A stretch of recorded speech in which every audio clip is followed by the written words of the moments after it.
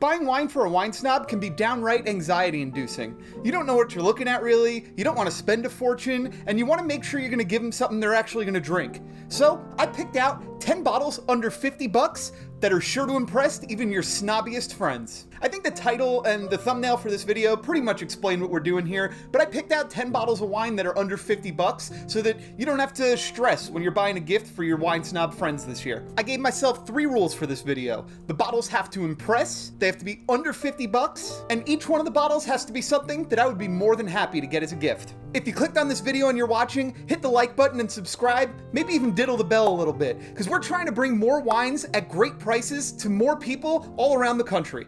Now, I'm curious, if you had 50 bucks to spend on one of your wine friends, what region would you be looking at first? Burgundy, Etna, Mosel, California, Finger Lakes, New York even? Tell me in the comments and let's talk about it. Most people know what wine is, so I'm not going to do a big long explanation on it or anything in this video. Let's just get right into it, starting with the reds. Just make sure as you're watching, you're keeping your wine friends in mind and thinking about what they like and why one of these bottles might be perfect. So this first bottle comes in at $39.95. It is Ridge Lytton Springs, the 2022 vintage. The first thing that'll impress a wine snob about this bottle is its scores. We have a 96 from Wine Enthusiast, a 95 from Decanter, and a 95 from Suckling. So that's 3 respected critics all saying this wine rules. This is a blend of Zinfandel, Petit Syrah, Carignan, and Alicante Bouschet. Basically a classic field blend that represents California blends to a T. This wine is iconic, and the 2022 vintage was the 50th anniversary of Ridge working in this vineyard. And some of the vines in this vineyard, from what I understand, are over 100 years old at this point. Having those old vines really does add to that concentration of flavor and aromatics and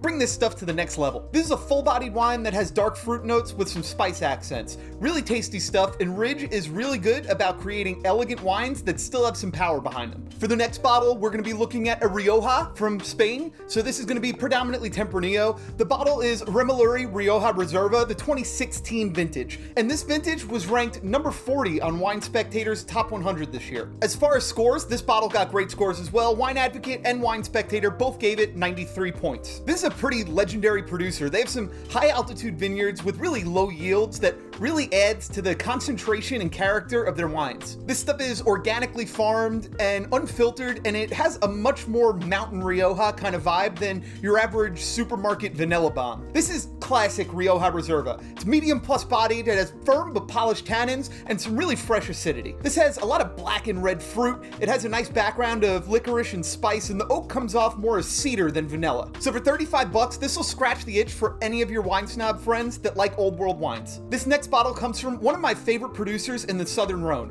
It's Château Gigondas, the 2022 vintage. The price point on this guy is $44.95, and we're looking at 94 point scores from Suckling, Wine Advocate, and Wine Spectator. So another wine where critics all agree it's awesome. All the critics also agree that 2022 is a standout vintage for the Southern Rhône, and a lot of them point to Château Gigondas as one of the best wines of the vintage. This is a Grenache-based blend that has a little Syrah and Mourvedre thrown in there that gets Chateauneuf de Pape respect at a lower price point. This wine shows aromas of pomegranate and raspberry backed up by darker fruit and a little bit of purple floral lift. You also get that classic Rhône garrigue herbaceousness, a little black pepper and smoke and graphite. Next, we'll move to a 20th anniversary bottling from Tenuta delle Terre Nere in Sicily. For their 20th anniversary, they released the 2022 vintage bottle of Anniversario Calderara Sottana. All of the grapes from this wine come from a subplot in a single vineyard on the side of Mount Etna. Terre Nere is one of the pioneering Etna producers doing Burgundy-style single vineyard bottling. It's old vines, very small production, and organic farming is like catnip for terroir nerds. Here, you'll find bright red fruit aromas like wild berries and red cherries backed up by some herbaceousness and that classic Mount Etna minerality. Oh, and I forgot to mention, Venice Media gave this a 93, and it comes in at just $36.95, and it's guaranteed to impress any of your wine nerd friends. The last of the reds that I want to look at comes in at $39.95, and it is an Oregon Pinot Noir. This is the 2022 Avni from Lingua Franca in Willamette Valley. This is yet another wine that got incredible scores. We got a 94 from Suckling, a 94 from Spectator, and a 92 from Dunnick. Not only that, but Spectator put it at number 16 on their top 100 wines of 2025. Now, this estate has some serious pedigree. It was founded by Master Somm Larry Stone, and Burgundy All-Star Dominique Lafon. For this wine, they're doing wild yeast fermentation instead of buying their yeast from Cornell or somewhere,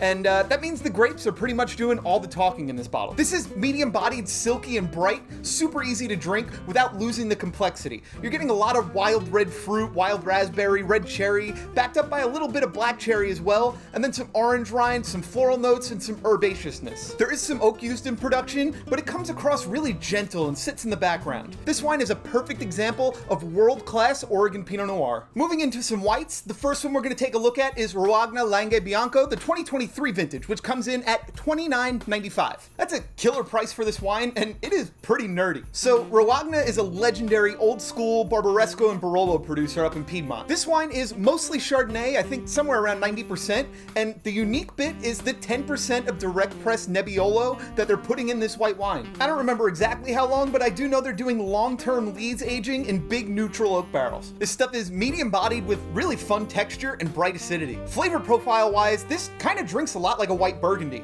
Lemon zest, bright green apple, and a lot of those higher-toned fruit notes. Plus, you get some crazy stony minerality, and this stuff just drinks like a dream. The next wine on the list is maybe the best value of the whole thing. Comes in at $21.95, and it's got a 96.4 from Suckling. This is the 2023 vintage of El Enemigo Chardonnay from Argentina. Enemigo is a label from the Catena family, who's basically the royal family of Argentina when it comes to wine. All the fruit for this bottle comes from high-altitude vineyards in Guadalajara, which is basically Argentina's premier region for cool climate wines. They are using about 30% new French oak for this, and they're fermenting and aging in 500-liter oak vats. For me, this is one of my favorite Chardonnays in the world. This stuff just drinks so good year after year after year.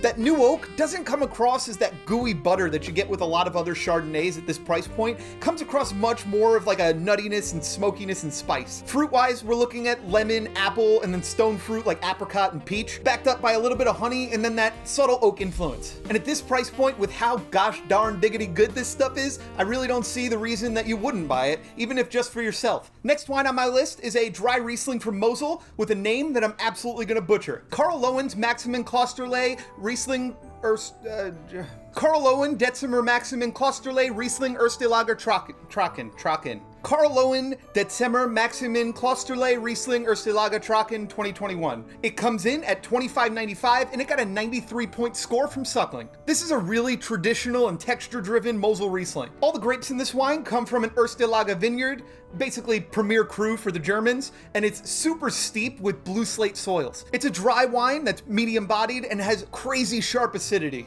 If you've ever heard your wine snob friends say that they like really slaty or stony Rieslings, this is the perfect bottle. On top of that slatiness, you're getting lemon, lime, ripe apples, some plum, some herbaceousness, some floral lift. This stuff has it all. And it's done in old wood only, so you're not getting any oak influence. At least not flavor-wise. This next wine is the 2024 Domaine de la Bastille Blanche Bandol Rosé. This comes in at $23.95 and got a 91-point score from Wine Advocate. It's a blend of Mourvedre, Cinsault, Grenache, and then a little bit of white grapes to round it out. As far as rosé goes, this is medium-bodied, and it's got more structure and finesse than your average pool wines, like a Whispering Angel and stuff like that. The fruit profile is a little darker too, more wild berries than peach and watermelon. That's backed up by crushed stone, a little bit of minerality, and a little bit of salinity that makes this mouth-wateringly good. This is a fresh, bright, food-friendly, pure rosé that still has enough complexity to impress a wine snob. The final wine on my list is a wine for the sweet wine lovers out there. This is Jorge Ordóñez Victoria No. 2 Muscatel. This is a half bottle, a 375 milliliter, that comes in at $20.95, got a 94-point score from Suckling,